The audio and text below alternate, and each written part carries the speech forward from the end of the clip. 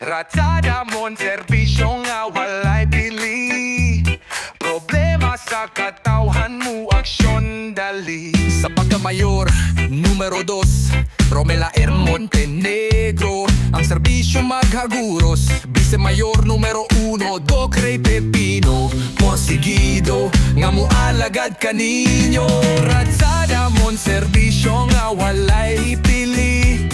Problema sa katawhan mo, aksyon dali. David Bautista, numero 4. Sa konseho, magserbisyo nga maayo ug dili mautro. Numero 5, si Engineer Joel Bayogbog.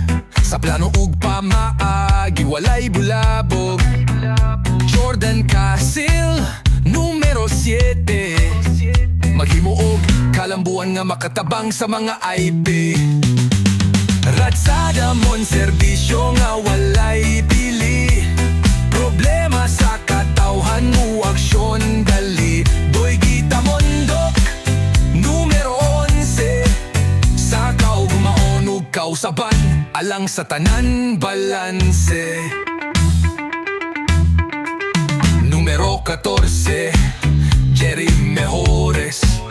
Serbisyo sa kagwait non dili na malalis.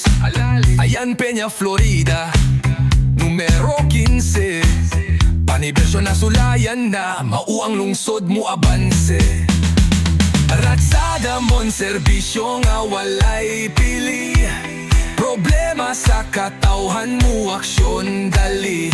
Ding Sanchez, numero 21. Mga kababayan hanug katawhan sa programa puno. Numero 24, Ed Ursales.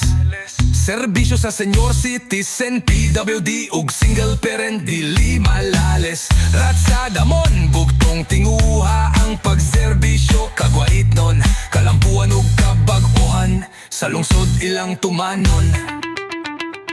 Ratsada mon sa tanan magserbisyo. Kasaligan kay mga kandidato di prinsipyo. Ratsada mon, tanan sila atong botohan.